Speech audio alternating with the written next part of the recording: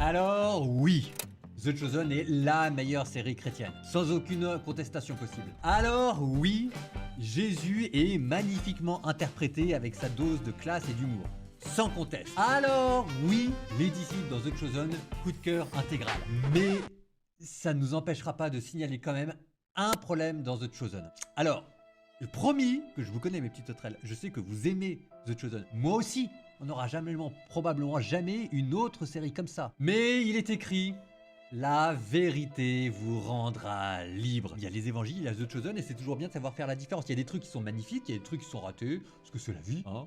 Il y a un truc quand même, parce que je m'étais dit quoi? Moi je m'étais dit, on va faire une petite analyse, on va faire une petite critique. Là on en est où de la série The Chosen? On en est 4ème saison, il y en aura 7. Moi, mon pari c'est saison 5, dernière semaine de Jésus à Jérusalem. Saison 6, la mort de Jésus. Et saison 7, l'apparition de Jésus aux apôtres. Donc je me suis dit, là on vient de passer la moitié, on se pose.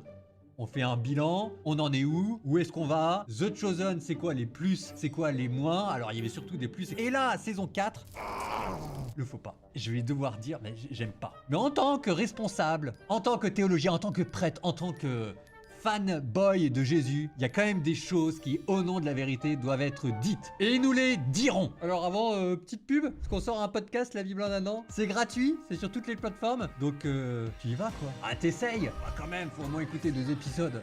Ah oui, et puis merci aux tipeurs et à tous ceux qui nous soutiennent sur Hello SOS, etc. Sans toi, ma petite sauterelle, cette chaîne n'existerait pas. C'est pas rien quand même. On retourne à The Chosen.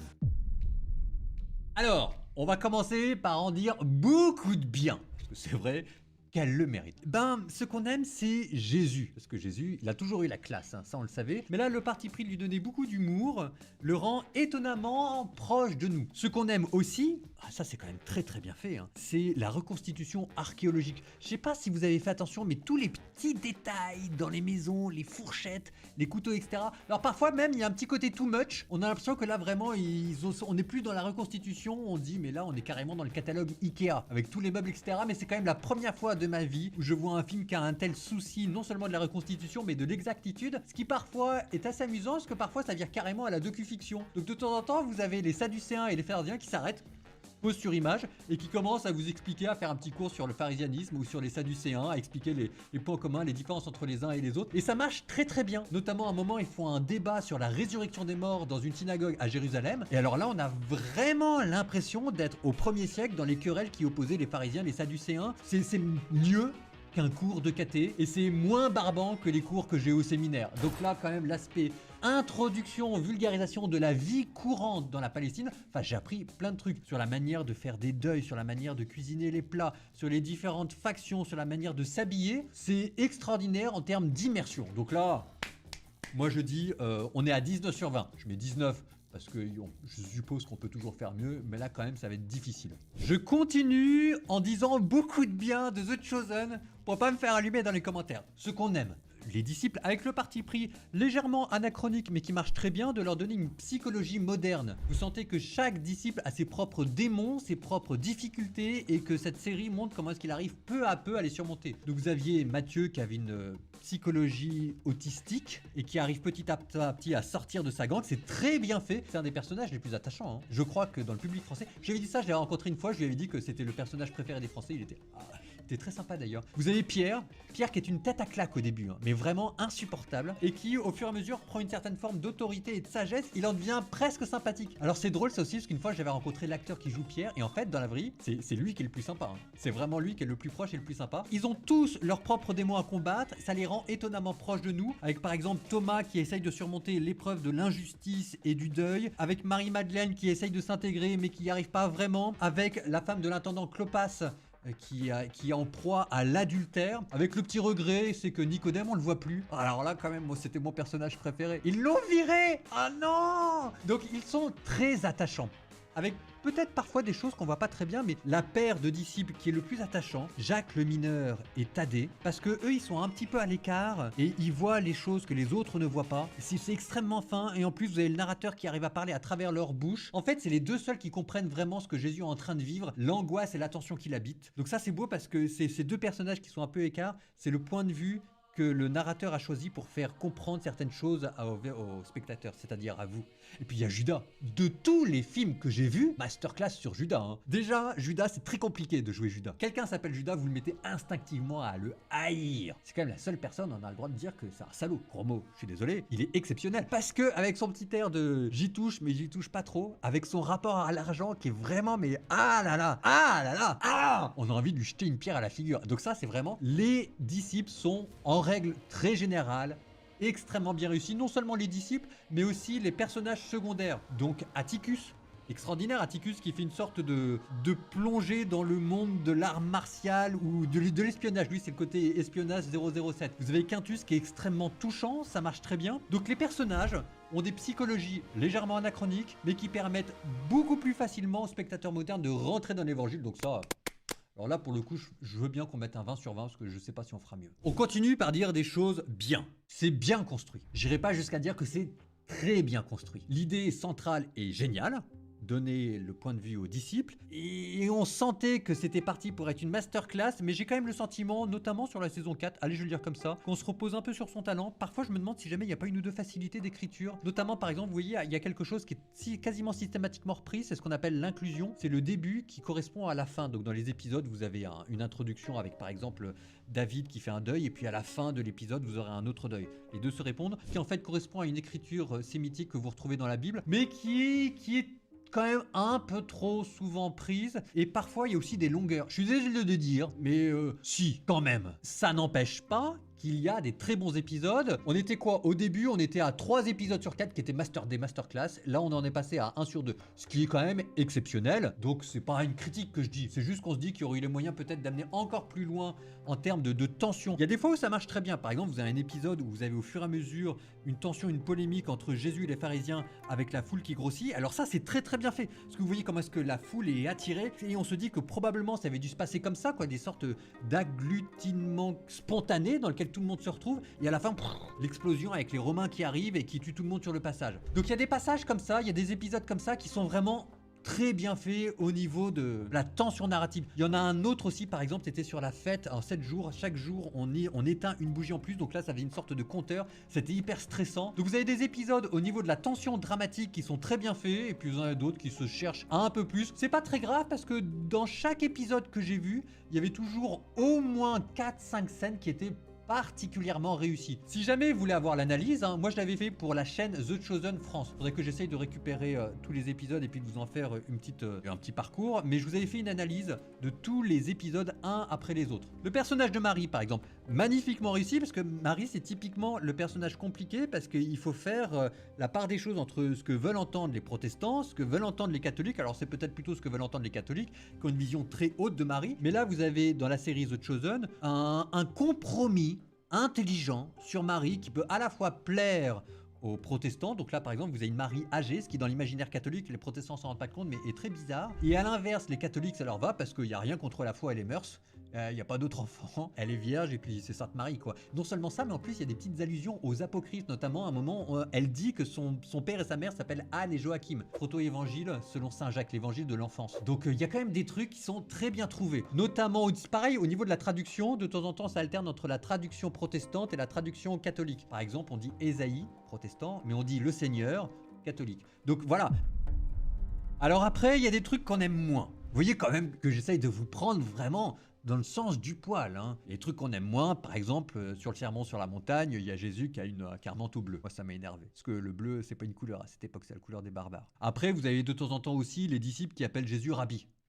Oh, moi ça m'a énervé parce que comme le personnage central pour rédiger les évangiles c'est Matthieu, dans Matthieu les disciples ils appellent pas Jésus Rabbi. C'est Judas et uniquement Judas dans l'évangile selon Matthieu qui appelle Jésus Rabbi et c'est pas totalement un hasard. Donc il y a des petits trucs comme ça qui me chagrinent, notamment ce qui m'avait déjà un peu plus chagriné, c'est quand Jésus, mais ça c'était au tout début. Donc on se dit oh, allez c'est pas très grave, c'est juste un épisode, allez on le met de côté. C'est quand Jésus avait commencé à suggérer à Jean le Baptiste que c'était pas forcément la meilleure idée du siècle d'aller voir Hérode pour lui dire qu'il n'avait pas le droit de se marier avec sa belle-sœur. Et je me suis dit bah je m'excuse, mais enfin, c'est un prophète, quoi. L'injustice doit être dénoncée. Donc Jésus qui va voir un prophète pour lui dire, sois prudent quand même.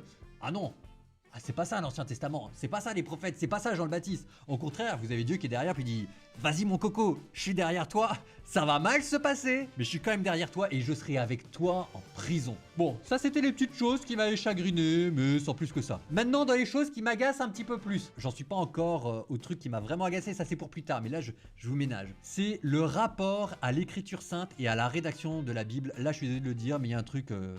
Il y a un truc que j'achète pas là. C'est que les disciples, on les voit jamais être en train d'être disciples. Je veux dire, normalement, disciple, il y a un maître et il enseigne des choses aux disciples. Vous allez me dire, si, on le voit. Et c'est vrai que de temps en temps, il y a Jésus qui prépare un sermon. Et c'est vrai que de temps en temps, il y a Jésus qui dit à tout le monde, posez-vous là, je vais vous parler. Mais ça arrive quoi dans la série? Ça arrive 3-4 fois.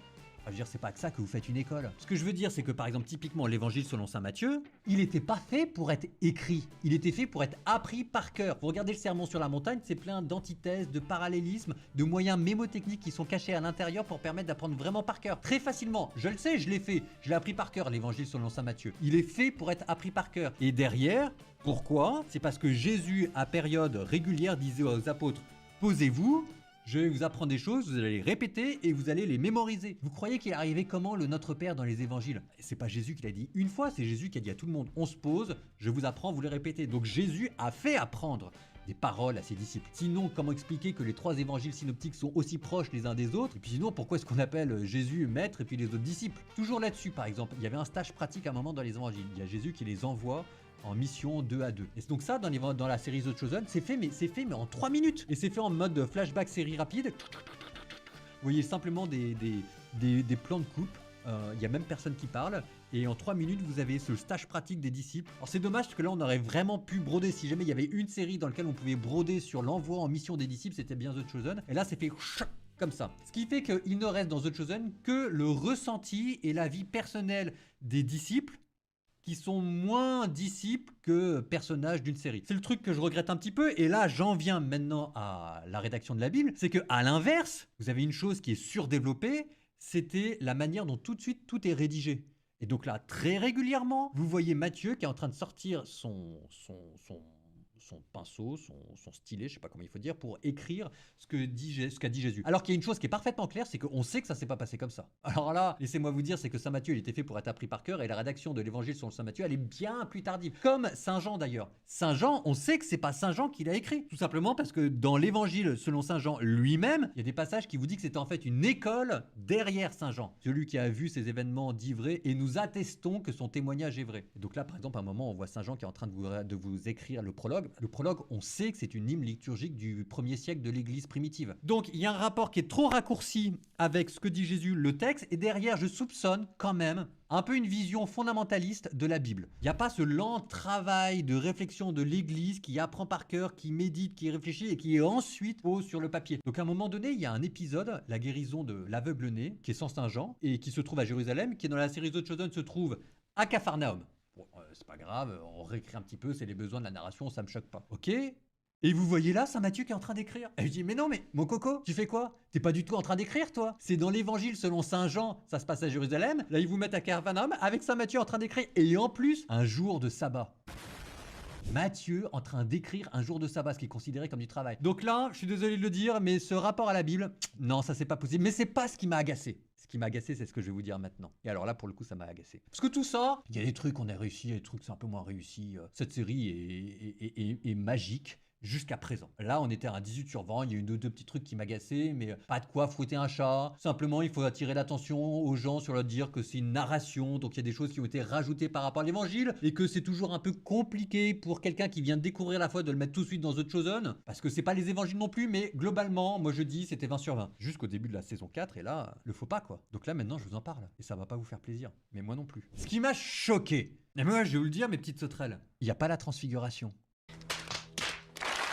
Non mais allô quoi, tu me parles de l'évangile, tu mets pas la transfiguration. Alors ça je m'en suis aperçu, et c'était épisode 2 saison 4, parce que vous avez la confession de foi de Pierre, devant un temple païen dans la région de Césarée-Philippe, qui était un peu particulier comme choix, mais ça se tenait, c'était plutôt intelligent, c'était bien construit, parce que c'est vrai que Jésus était parti le plus possible du côté des gentils, des païens, pour dire qu'il était Jésus, et que pourquoi ne pas le mettre devant un temple païen pour dire les portes de l'Hadès ne l'emporteront pas contre mon église. Ça m'étonnerait que Jésus devant un temple, on l'ait laissé faire une diatribe comme ça, mais c'était plutôt bien trouvé. Sauf que moi, chrétien, catholique, je m'attends à quoi tout de suite après ces passages-là? Là, je m'attends à deux choses. Je m'attends, un, à ce que tout de suite après, Pierre dise à Jésus, mais tu vas pas aller à Jérusalem, les gens vont te tuer, à Dieu ne plaise, cela ne t'arrivera pas, et que Jésus tout de suite dise à Saint Pierre, passe derrière moi Satan, tes pensées ne sont pas celles de Dieu, mais celles des hommes. Le passage a disparu de l'évangile. Alors ça, c'est très curieux. Peut-être que pour un protestant, ça ne le choque pas, mais un catholique qui a une version haute de Saint Pierre en qui il voit le premier pape, normalement tout de suite, toujours partout,